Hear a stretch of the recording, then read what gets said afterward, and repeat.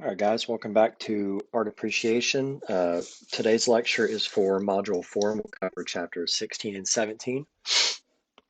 Today's lecture will begin with an exploration of the process and materials of drawing, and we're going to try to answer a couple of questions like, what is drawing, what are the purposes of drawing, and we're going to look at some common drawing materials. We'll discover some of the contemporary artists who are pushing the boundaries of what a drawing can be and what it can be made out of, right? So there's several artists whose drawings we'll examine, and they're important Renaissance artists, and you'll see their work again when we shift our focus to from chapter 6 to chapter 17 and focusing on the Renaissance and Baroque in Europe. Um, our objectives are to describe how artists use drawing as an important tool for recording events and developing ideas, distinguishing the use of drawings to record ideas as preliminary studies and as independent works of art, um, discussing drawing tools and techniques used with dry and liquid media, explain the role of drawing in comics and graphic novels, and discuss contemporary drawing techniques and technologies. So Henry Moore, in the 1940s, London was being bombed by the Nazis, and during that time, Moore was appointed as an official war artist, and he made dozens of drawings of Londoners sheltering from Nazi bombing raids. Um, People would take refuge in basements and subway tunnels, and these drawings are records of those events. And even though he made them later, from notes that he had took at the scene, they're valuable record of events where cameras couldn't function, right, inside of tunnels and under houses and stuff. This work specifically is considered a drawing, but how do we define drawing exactly, right? So a drawing, right, is to push, pull, or drag a marking tool across a surface to leave a line or a mark. It's an immediate and accessible way to communicate through imagery. The game of Pictionary is a good example of the immediacy and accessibility of drawing, right? The goal is to communicate your idea to a team, and if your team guesses what word or phrase you're trying to express, then you win a point. The best Pictionary player is not always the one who draws most accurately. Rather, it's the player who uses the drawing to quickly and efficiently communicate. Le Corbusier was an architect, and he said, "I prefer drawing to talking. Drawing is faster and leaves less room for lies."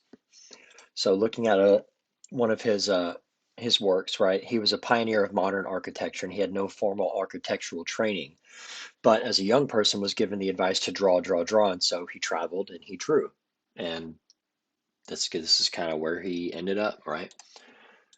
So purposes of drawing, right, it can function in three ways. We see examples of the first case, right, as a notation, a sketch, or record of something seen, remembered, or imagined in the Henry Moore drawing. His drawings were records of historical events that could not be captured by cameras. The second case, as a study or preparation for another, usually larger, more complex work, is a preparatory drawing tool, and it's traditional in Western art. We'll also look at a lot of drawings in this lecture and throughout the semester, which represent a completed work of art, which is the third purpose, right, as an end in itself or a complete work of art. Another example is an artist's sketchbook, right? It's for developing ideas or taking notes, and many artists keep a sketchbook as part of their practice, and this is an important tool as an artist who use drawing as a method of visual thinking for recording or developing ideas. Leonardo da Vinci is someone that people are probably really familiar with, right? The mass public, right, is really familiar with even just the name Leonardo da Vinci, even if you're not familiar with a specific work that he's made, right? His works, right, we'll examine more closely as we look at the Renaissance artists, and he was a brilliant draftsman who used his sketches as a type of scientific research. He was interested in finding ideal human proportions, and here we can see how he's measured the proportions of the human face using just a drawing. Another good sketchbook to look at is Guillermo del Toro's, right? He's a contemporary director and producer. His films include Pacific Rim, Hellboy, Pan's Labyrinth, and he uses elaborate sketchbooks to work out his ideas, which later make their way into his films. Oops. It's a video that doesn't work. All my videos seem to have issues with them. So let's skip it. All right, so receptive drawing, right, is an introductory, or in an introductory drawing class, students learn to draw accurately from life to see and draw what they perceive. And a projective drawing, or yeah, projective drawing is a type of drawing used by a lot of Western artists today, including Del Toro, like in his sketchbooks. They're full of images he imagines and plans for how to put them into his films. And his work actually combines receptive and projective approaches. Marie Cassatt, right? This is a receptive drawing. It attempts to capture the physical appearance of something that's in front of us. This specifically captured a family group um, on public transportation, right? Drawings like this form a large part of the practice of many professional artists. Drawing from life in this way can also be a pleasant pastime for those who are not professional artists, just sketching or drawing kind of what you're seeing in the moment. A projective drawing is drawing something that only exists inside your mind, right? Martin Ramirez, Untitled Number 111. This work was based on imagination and fantasy, and it has an empty background that's a clue that this is an imagined space. Objects seem to be floating in the space. There's nothing to tie them or ground them. Um, Artists whose work is based on imagination often do these sorts of just floating drawings, right? Architects also use projective drawings to plan new structures. So if you'll remember, the first type of drawing is a drawing as a notation, sketch, or record of something seen, remembered, or imagined. And the second is a study or a preparation for another, usually a larger, more complex work. Um, Preparatory drawings like Michelangelo's studies, right? A reclining male nude for the painting of the figure on the Sistine Chapel ceiling. And we'll look at those paintings later when we look at works from the Renaissance. But it's a careful drawing from observation. And we can see that in this drawing, he's asking and answering questions in the left thigh, multiple lines where the artist wondered how heavy or thick to make that thigh, repetition of parts needing further study. And this kind of detailed study is only one kind of preparatory drawing. Rather than draw a painstaking study from life, an artist might begin making a work with just a simple, quick gestural sketch. In a preparatory study, artists can work out general ideas about a composition, or as we saw in Michelangelo's sketch, artists can focus on details that need to be worked out. Um, we looked at this one specifically prior, but a good example is Picasso's studies for Guernica. Um, he actually made 45 different studies, and that we actually those are actually have been preserved. Um, and these studies show the evolution of his ideas and how the work developed over time. Gestural lines generally convey the essence of the finished painting, even though this was probably just completed in seconds, right? We can see elements, including the bull on the left, that survive in the final work, which is here, right? So that bull on the left side, and I'll flip back and forth, there you can see it's just a gesture and he's just planning things out, right? And then this is the final work. So the preliminary sketches are not generally considered finished pieces, and generally they can be treasured for intrinsic beauty of the artist's process, right? And now that we've kind of discussed some of those purposes of drawing, let's look at some of the most commonly used materials for making a drawing, along with the techniques that accompany those materials. So the type of tool an artist chooses determines, at least in part, what the finished drawing will look like, right? And that obviously sounds kind of like duh, right? So from the top to bottom, we've got a pencil, which is a graphite pencil specifically. Many people refer to a pencil lead, but it's actually nowadays it's graphite. Next up is charcoal, and then below that is a Conte crayon. Then you have brush and ink, and then we've got pen and ink with a wide nib, a narrow nib, and then a ballpoint or a felt tip pen. And notice how each tool makes a line with with specific character, right? It responds differently to changes in pressure. The brush has the most variation as far as width of line, and the pen at the bottom has the least. Many drawings made with various tools are predominantly made up of line. Artists working mostly with line may use a technique called hatching to indicate changes in value, shadows, or form. Hatching is especially used in pen and ink drawings. Um, from left to right, we've got hatching, and it's rows of parallel lines used to suggest shadows or volumes. Then you've got cross hatching, hatching marks that overlap at perpendicular angles to create areas of darker value. And then contour hatching, lines that follow the surface of a subject to suggest the form of that subject. So in this example, right, we can see all three methods, right? Simple hatching on the standing figure, then looking at how he's used contour hatching to make the deltoid or that shoulder muscle look rounded, right? And remember, this is a flat object. He's drawing on paper, but we can sense the curvature of that muscle because of these contour hatchings, right?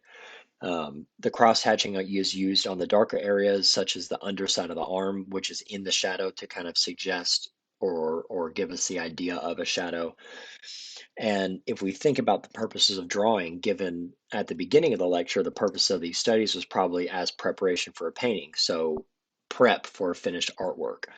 Um, Artists who work in printmaking media, which will be discussed in a later lecture, also use all three types of hatching to suggest mass and shadow.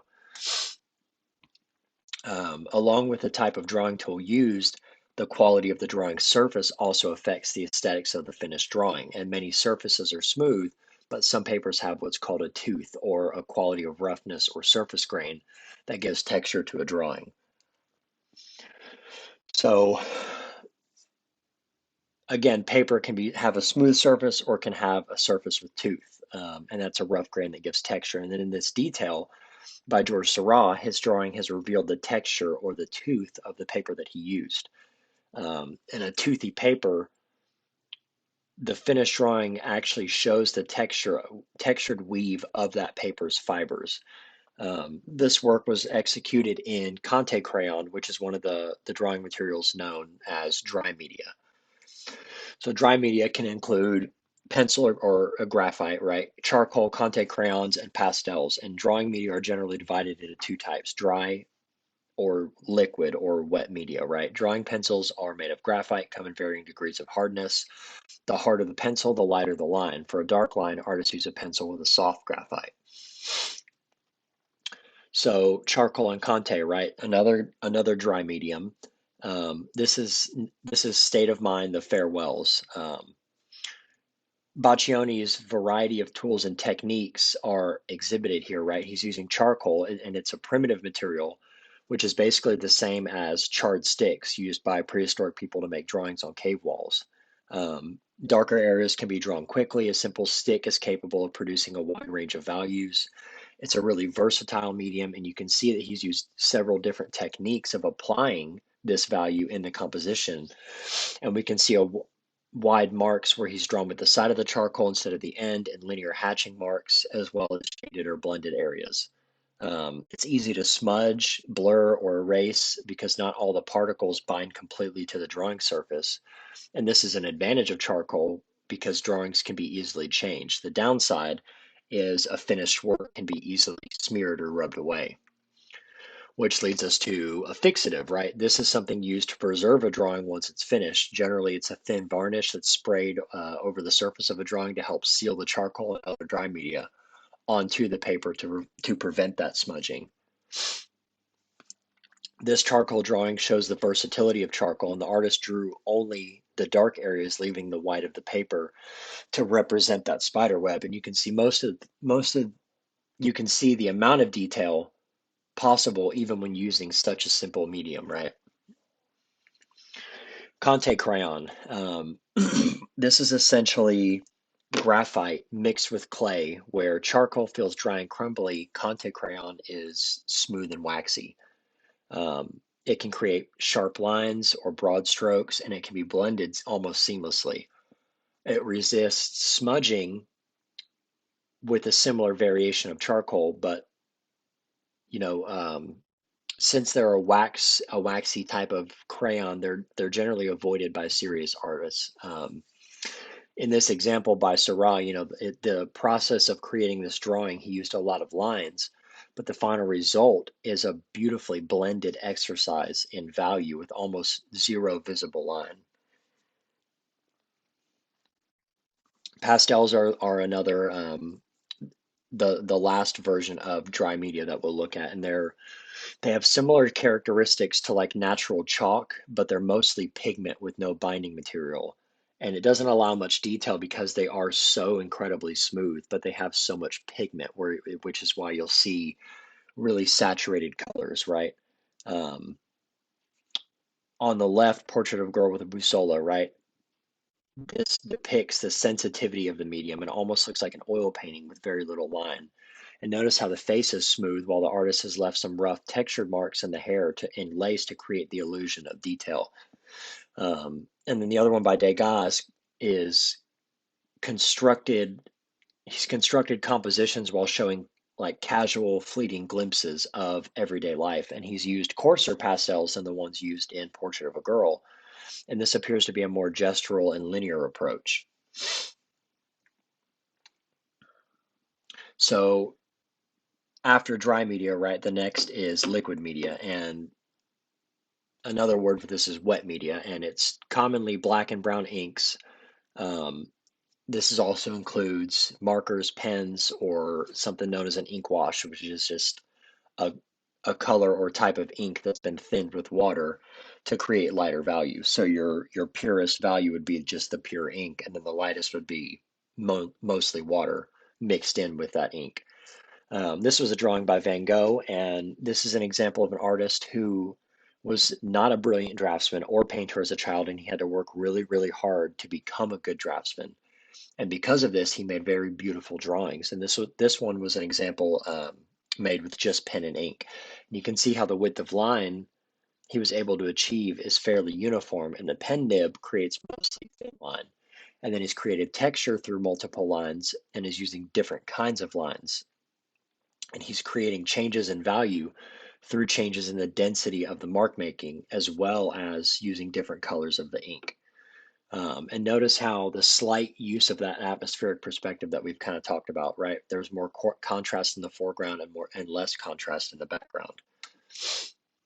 Um, this was a drawing by Japanese artist Hosukai, right? Van Gogh is quoted in the textbook of having said the drawings of Japanese artists, right? Their work is as simple as breathing. They do a figure with a few confident strokes with the same ease as if it was simple as buttoning your waistcoat. I must manage to do a figure with a few strokes. And he's speaking directly to the difficulty of making a drawing that looks this effortless, right? This drawing was made with brush and ink. Notice how some lines are thin, others are thicker, or they vary in thickness across the length of the line. And this drawing is an example of what's called a calligraphic line, which references calligraphy, right? Rembrandt, you know, Elisier and Rebecca at the Well is a compositional arrangement for a possible painting he was going to make. Similar to Van Gogh's landscape painting, this study was made using a pen. Um, However, Van Gogh has used, or Rembrandt has used a brush and ink to create larger shapes of value. For example, the shadow in the bottom left corner. So he's gone back on top of this with a brush and ink to create more interesting areas of value, right? The light and shade was made by using gouache, which is an opaque watercolor, so it has less transparency to it. So most of the drawings we've seen thus far have been pretty typical drawings in terms of style, materials, style, and scale. Contemporary artists, however, are steadily expanding the boundaries of what is considered a drawing, right? Drawing in combination with other media, and some artists make work that's hard to define because it's made with new media. And these are labeled as drawing because of, honestly, a lack of a better category. Um, this example itself uses swatches of cut paper along with drawn ink lines, right? Um, the shapes are suggesting the impersonal public spaces of today's mass-produced world. And these drawings are spanning the gap between the natural and the manufactured, between drawing and painting.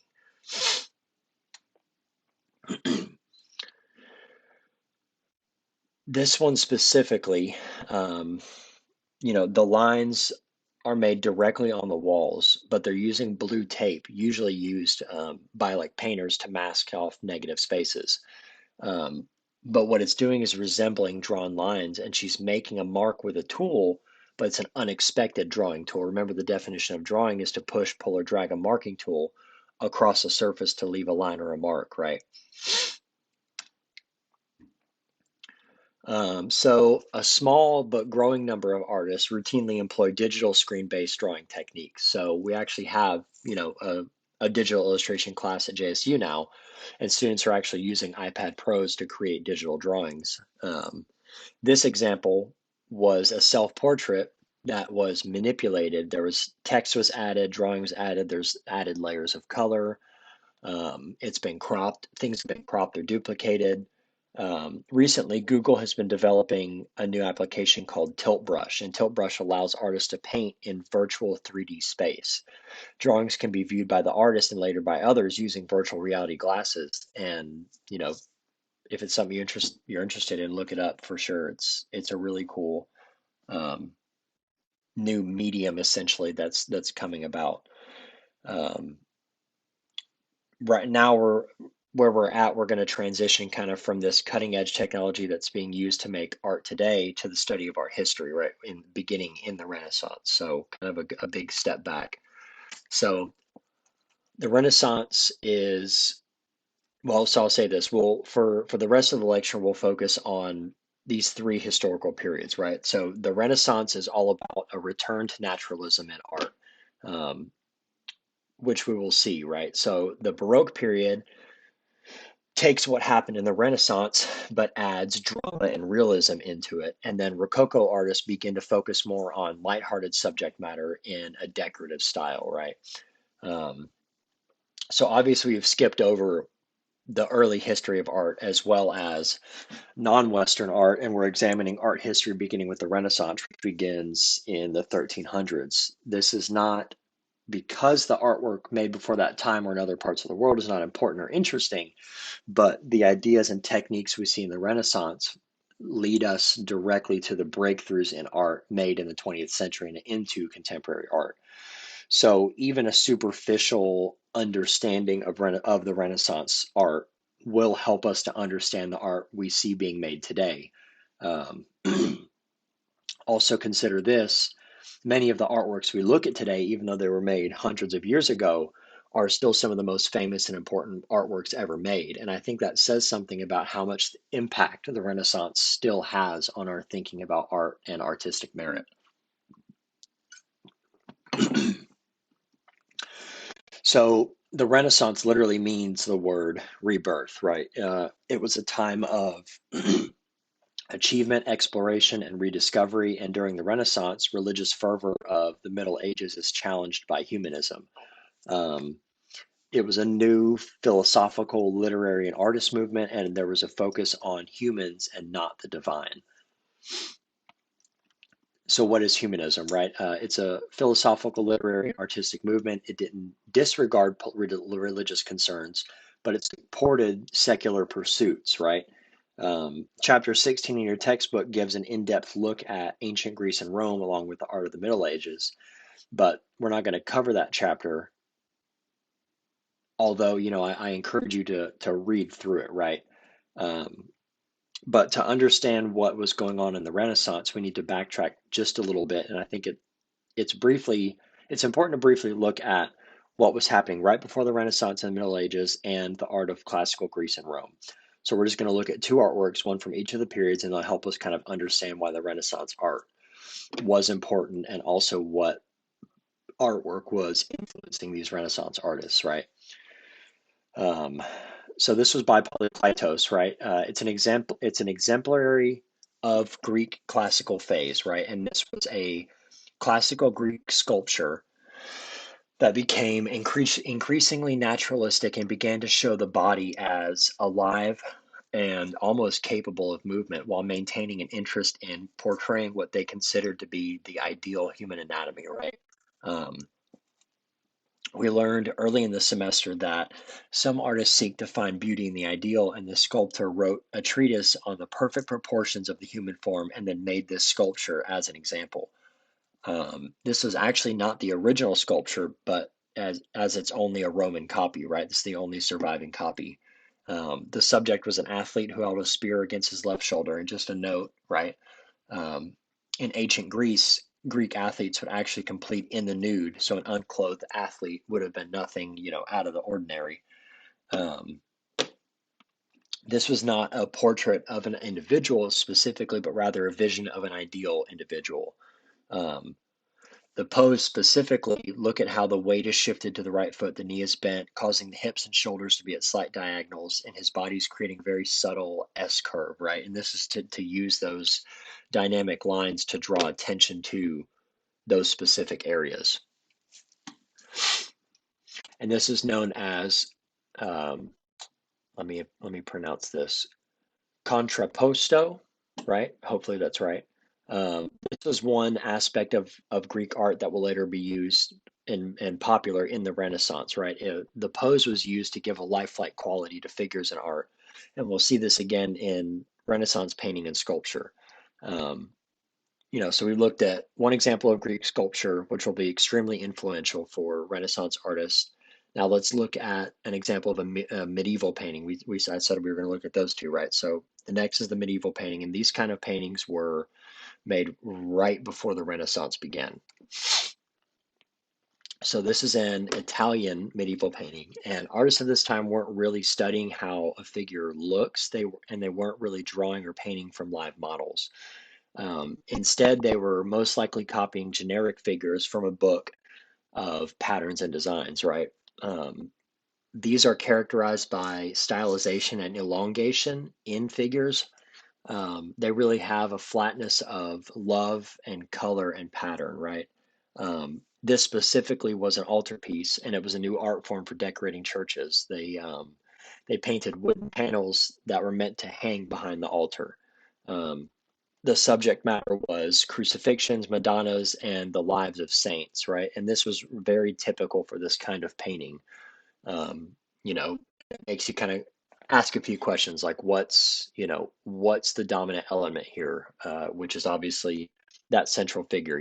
Let's look at the gold background. Their natural proportion isn't even considered. There's a really flattened space with no like depth or dimension to it, right? And that's because the purpose was not realistic, but meant to display faith and devotion. And that was their more or less their main focus. This specific painting, they were in the interior of the Arena Chapel, painted in the 1300s, which is, like I said, was right at the start of the Renaissance. Um, Giotto initiated a return to visual realism, which hadn't been seen in Europe since the decline of Rome, which was almost 1,000 years earlier. Um, and he was considered one of the first famous artists. And before him, artists were usually anonymous craftspeople. So why is he considered important, right? Why is he considered one of the first famous artists? Well, he almost single-handedly created the Renaissance style of painting, where figures seem to have form and weight, and stories are no longer arranged to make a design. Instead, they are arranged sequentially or in chronological order, right? This was a completely new way of storytelling. And rather than having multiple scenes in one panel, he focused on one significant moment in each. Um, the space seems natural. Figures are in proportion to what we're used to seeing. They're generally placed in a natural setting. What color is the background, right? How different is that from the altarpiece that was just shiny gold? The faces are displaying real human emotion, and each face has their own individual characteristics.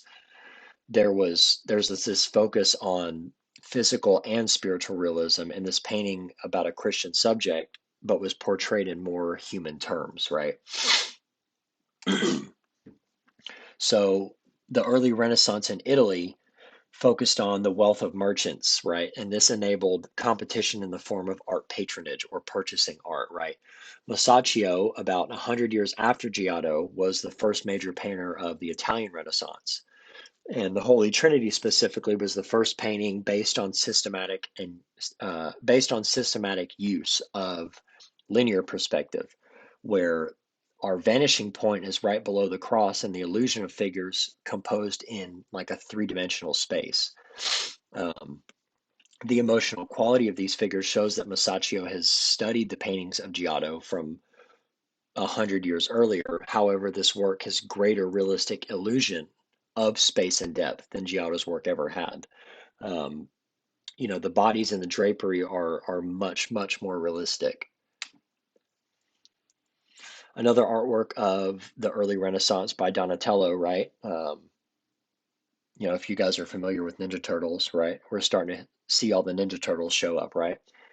Popularity of the nude subject, right? So we're starting to see more and more of the nude subject. You might wonder why we see so many nudes in art, right? During the Renaissance, the nude became a major subject because these artists were being influenced by the work of ancient Greece and Rome.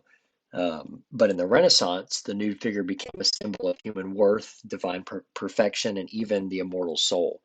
Um, this specifically is a sculpture of David, right? It's the first life-size freestanding nude statue since ancient Roman times.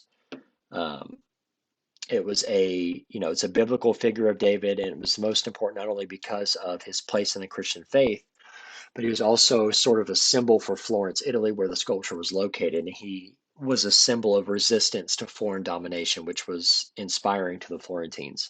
Um, we see him placed in an expressive pose, which was derived from that classical uh, contrapposto. Remember the Dorypophos, right?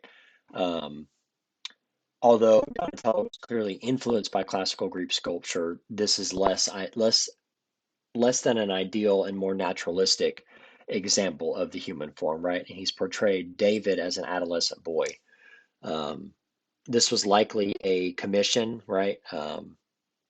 And we'll look at several sculptures of David and by different artists in this lecture, and this is a good way to kind of track the development of ideas over the course of time, right? Remember, by looking at artworks with the same subject, in this case David, we can see how content and form changes even when the subject stays the same. So the High Renaissance, right? During the High Renaissance, Italian art reached almost what we know is like the peak of accomplishment, right? These three artists epitomized the period and developed a style of art that was calm, balanced, and idealized, combining Christian theology with Greek philosophy and with science. So a good example of that again is Da Vinci, right? He was the first major artist of the High Renaissance. He had a curious mind, and this is where the term Renaissance man comes from, as he was interested and accomplished in many different fields, right? Um, art and science as two means to the same end, right? Knowledge or learning. These generally show studies of anatomy and ideas for mechanical devices. Um, remember we looked at one of his sketchbook pages earlier. Um, this one specifically was a fetus in the womb, and much of the drawing is actually very accurate.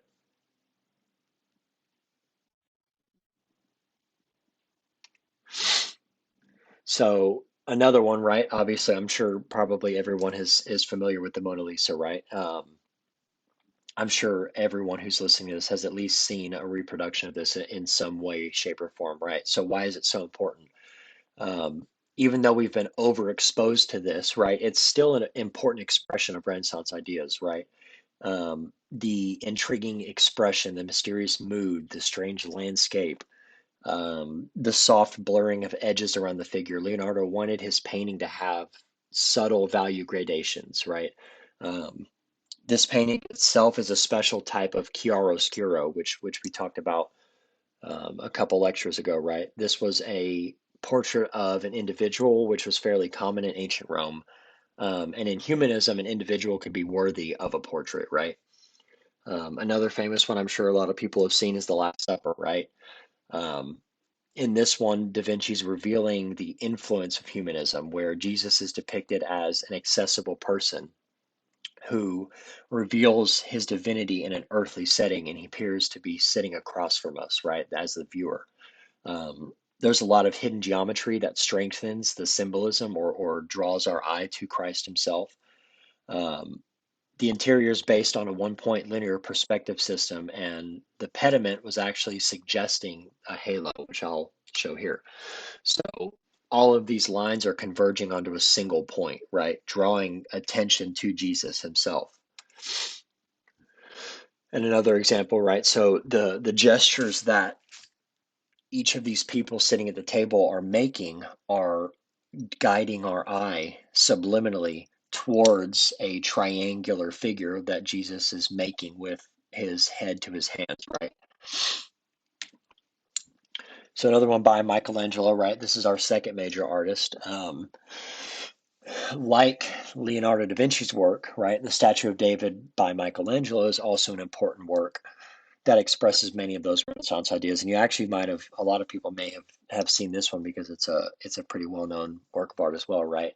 So like we've already said, the biblical hero David was seen as a symbol for the city of Florence. And in contrast to Donatello's sculpture, Michelangelo's sculpture, David feels heroic and strong, and it's the most powerful depiction of David as a hero or a defender of just cause. It took 3 years to finish. The stance is also contrapposto. There's a sense of anxiety and readiness for conflict in the way he's standing, right? Um, there are changes in proportion and depiction of inner feeling. Michelangelo took traditional Greek athlete and humanized him, right? Rather than being a nameless athlete, Michelangelo made David a powerful individual, and that's the most important thing is that he's an individual, right?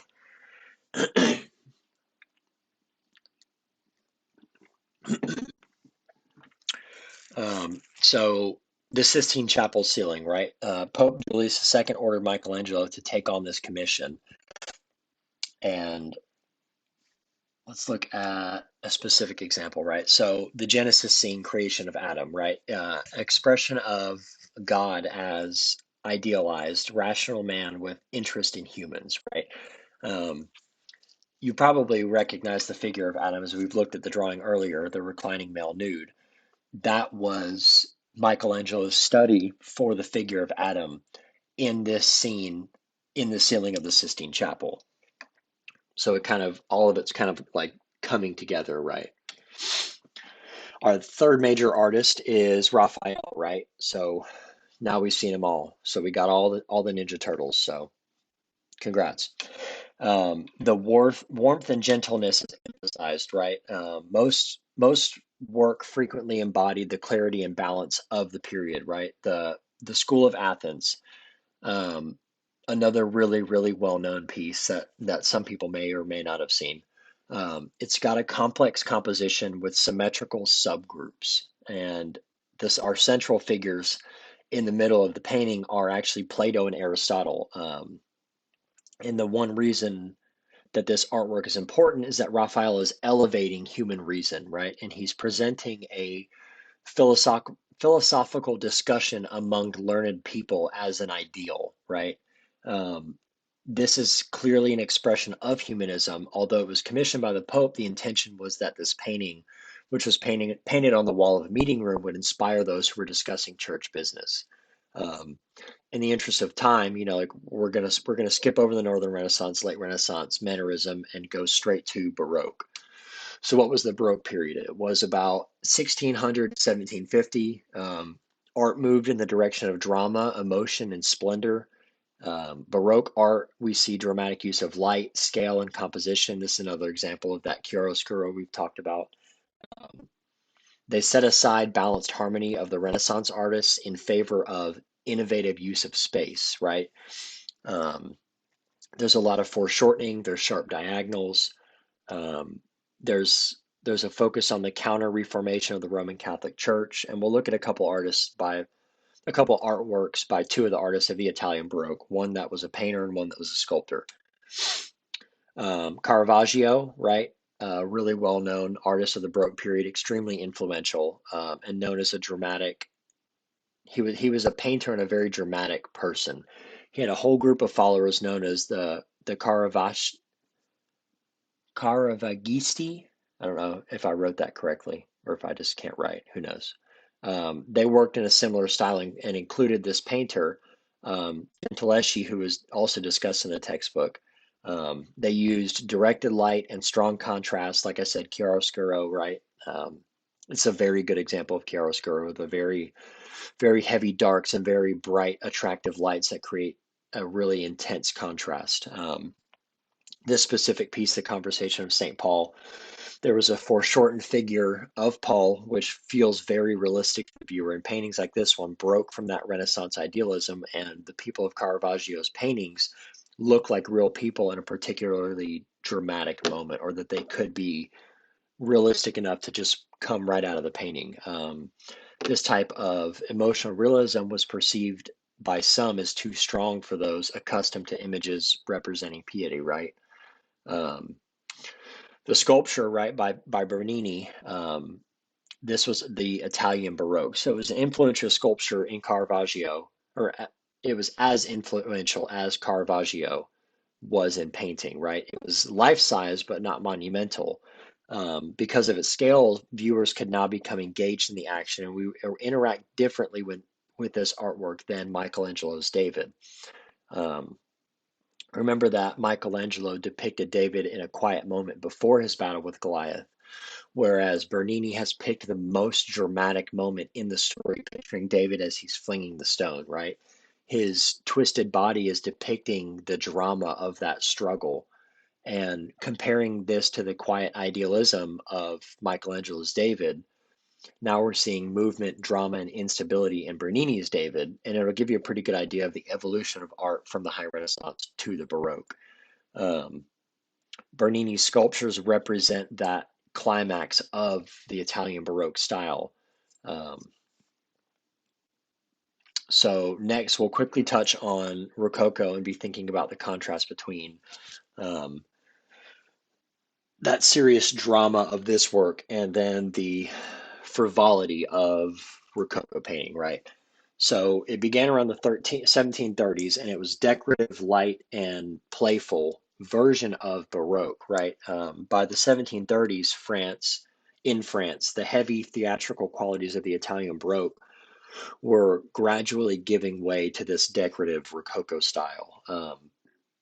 These artworks were extravagant and often frivolous, and the artists generally chose subjects like romantic love, right? So we'll see that here. It was enthusiastic sensuality was kind of the focus of this, right? Fragonard's Happy Accidents of the Swing, right?